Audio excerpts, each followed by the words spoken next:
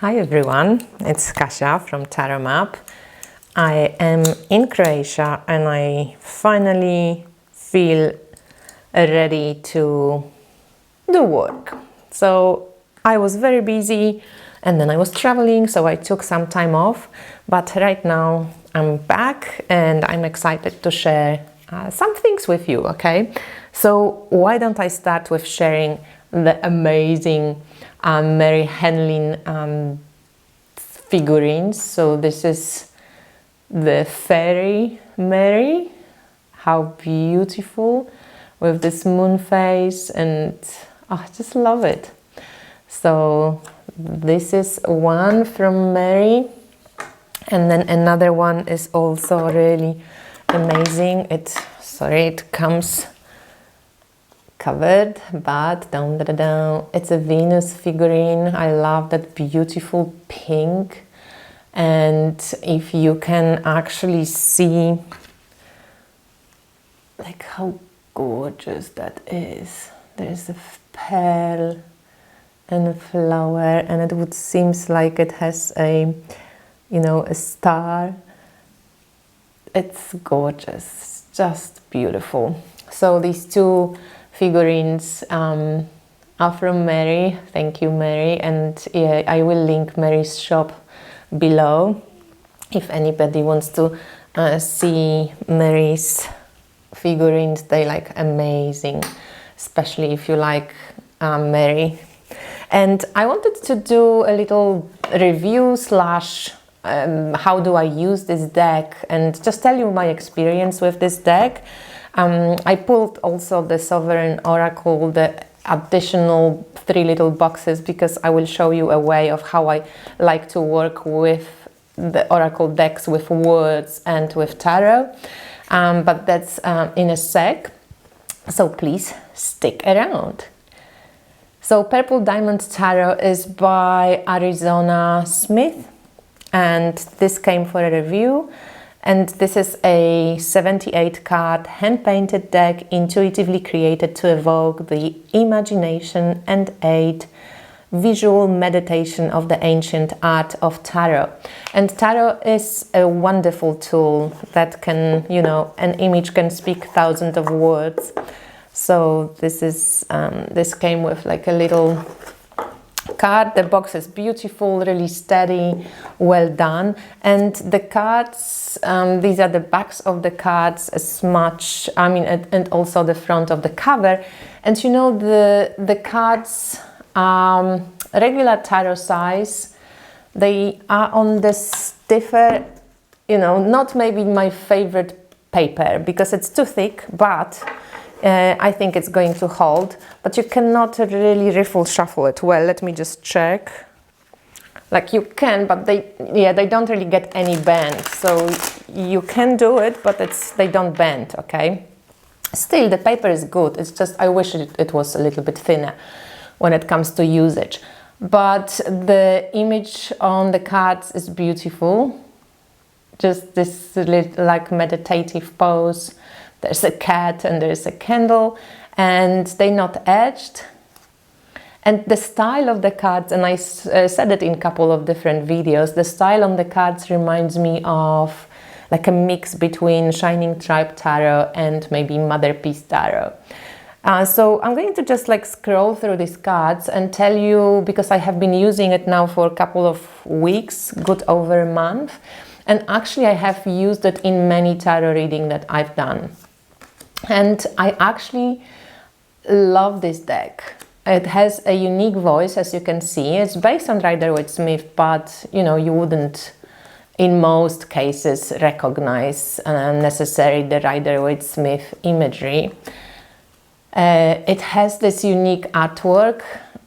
Would I say it's modern? Probably a little bit on the modern edge. It has a unique voice, a unique art, and it has a brilliant booklet that actually really helps to read the cards. So I think it would be a cool deck for beginners as well, you know, because you can use it with the book, and it's you can read it intuitively because it has a lot of symbols and it has a lot of stuff going on the cards. Some cards are a bit more pippish, others are, this one is really cool. So that's 4 of Cups. I love it. Magician on the magic carpet, that's also really sweet.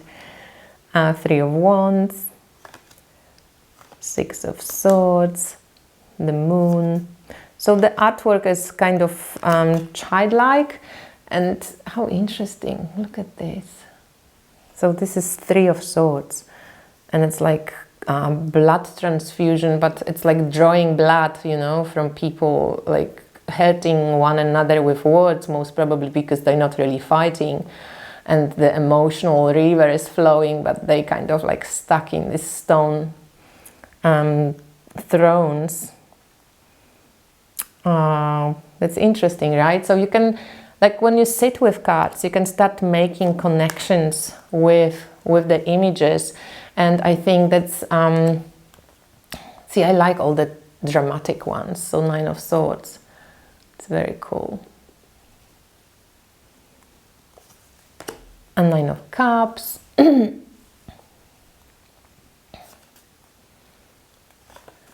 So a couple of different images. This is the Mother of Swords. I quite like it. That she's got like what looks a little bit like a Ceres archetype. I mean asteroid, sigil, strength. It's pretty cool too. Son of Cups, the Chariot. So again, it's one of those decks that I wasn't sure that's going to read as well as it does. And this is my experience with this deck. It just surprised me how well it reads and how cute of the original kind of sweet voice it has. And I'm going to pull a card for us just so you can see how cool the booklet reads, okay? Because I think she did a really great job with the books, with the book. And it's, you know, I can read cards, right? So I don't really need a book, but I always love a good book. And I love when the book is simple, doesn't take, you know, forever to read. And here we are, like it's colorful and it has whatever, you know, a couple of sentences for each card, but it's written in a really beautiful way. It's written in a simple way, and as I said at some point in one of my videos about this deck, you know, to deliver the truth simply and that it resonates with you on this deeper level, it's a skill, and you have to really connect to the image on the card, okay, or to the tarot archetype. So let's pull a card for us. What do we need to focus on today? And first of all, let's look at it image-wise, okay? So this is 9 of Wands. Usually we have in Rider-Waite-Smith this kind of maybe less positive image, because here what I get is a stronghold, right? There's this candles behind her. She holds on to some arrows. Maybe some arrows are pointing at her as well. But she is the one who sits and holds her position. Maybe stuff is going off around her, but she kind of has that strength and she is in her body in the moment. 9 of Wands, the coloring, you can see it's like black, it's red, it's yellow. Thinks there's a lot of fire going on, right? She's got this red hair. We could go again into the Mary Magdalene card. You know, you can flow with tarot however you want, but with the 9 of Wands archetype from tarot in Rider-Waite-Smith system, it's usually about perseverance and digging up that additional strength from yourself when stuff around you doesn't maybe feel so supportive, you know, or it feels like you feel hardship, you feel like it's not easy. And these situations often demand of you to actually find that strength. So here, what she writes in the book, and it always surprises me how people, you know, speak about cards, and I love this book. This card speaks of potential transformation and new paths or creative directions. And we know why she says that, right? The new paths, because it's a 9. You're just about to finish the suit of Wands. You're just about to complete a cycle. You may be having new ideas and insights. Allow yourself to be exuberant and enthusiastic. And that's sometimes not easy with Nine of Wands, because you might be attached like on the burnout side of things. Maybe you've been working or inspired about something for a long time, and when you get to the 9, you need that extra strength to pull through, to not give up, to not, stop then. You are stronger than you look and are on a deep and exciting adventure. Be wild, free spirit. The obstacles will be overcome. And in most of these the descriptions, they're short, but they're quite optimistic, they're quite uplifting. And I love to use tarot as a, affirmation against fear, or like Enrique Enriquez used to say, as a talisman against fear. I think it's beautiful. So when you have any oracle that has some type of words, I have this gorgeous whispering words by Trisha, who's done the Wistar oracle, and this is of course the Sovereign oracle. I have the regular deck, but these are the extension decks. You can pull, for example, let's ask a question. What do we need to focus on today? Yeah, we had this 9 of Wands, so for some of us, it might be just keep going, even though it's difficult. For some of us, it might be really pulling out that like a last bit of strength from within us. From some of us, it might be reminding ourselves that like whatever we have been doing, it's worth it, and like, just keep pushing forward. And let's pull a couple of words. Okay, one came up. What does it say? Stand out. So it says, time to showcase what makes you truly unique. Don't shy away from shining brightly. What would Bowie do? So sometimes I pull a couple of cards, like stand out, dream, and compose. So if we pull 3 of those cards, and I have a lot of examples like this in my creative tarot class. So if you haven't gotten my creative tarot class, it's $25 only. It's on my website. It's an hour-long length of many different ideas about how to connect decks together, tarot decks, oracle decks, and how to play with tarot cards in creative ways. Soon I probably should do a creative tarot class part 2, because I have really developed many different ways since then, since I recorded this. But I would pull these 3, so we have stand out, dream, and compose. And then I would ask the tarot deck, like, what would Bowie do? And Bowie would do the star. So it's a starman, yeah. So with the star, we know that Bowie would do things in accordance with the cycles, with celestial happenings, with hope. Bowie would share his gifts. Bowie would empty the cup. Bowie would be futuristic, think outside of the box, do original stuff, and maybe also follow his intuition and his originality, and know that he's supported in the celestial happenings with that. So stand out, do something original, do something outside of the box. Dream. So here we have recall a vivid dream and use it as fodder. Daydream about what's possible. Keep a dream journal. And so let's ask maybe, recall a vivid daydream about what's possible. Like, so what's possible? If Bowie would really share this stuff, whatever talent you have, you are encouraged to share, and you encouraged to, look at yourself also from a wider perspective. And then the dream is to really and here we have 10 of Cups, so it's this emotional stability, emotional satisfaction, the rainbow here, rainbow there. 10 of Cups, it's a card of emotional fulfillment and satisfaction. So if you actually follow your original dreams and ideas, if you're not afraid to stand out, follow your dream, that brings some form of emotional satisfaction and balance into your life, and helps you maybe to deal with life in a more satisfying way, more creative, more inspired way. And then compose, write it all out at length, send a letter to the right person to move things forward, steel yourself for the next step, it might push your edge. So stand out when you follow your dream in an original way, and something to compose, like, so maybe what to do in the next step. So what's about composing? And we have Father of Wands. And here we have this kind of, I don't know, first thing I thought was Robin Hood. Do something for somebody who needs something more than you do, you know. But he's got this sunflower, looks like a magic wand.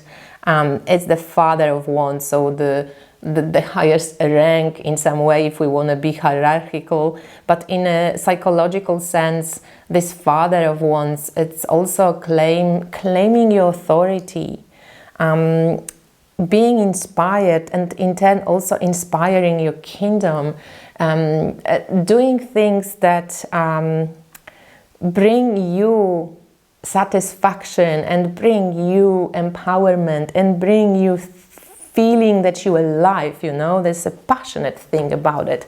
And now if we go and read, okay, let's read the star. So with the star, what would Bowie do? She says, under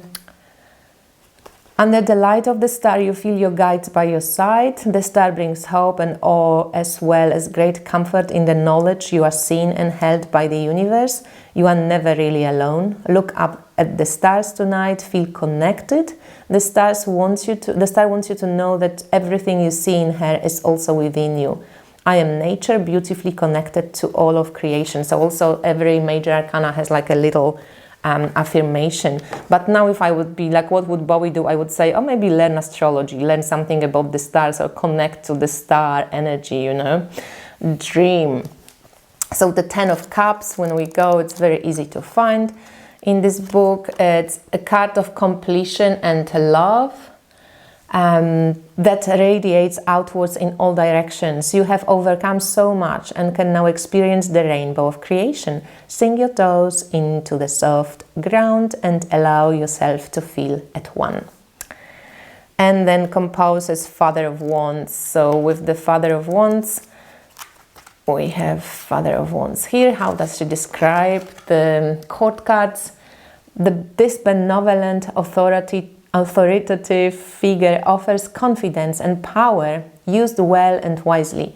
He is the bringer of steady expansion, and his careful knowledge makes him a great alchemist.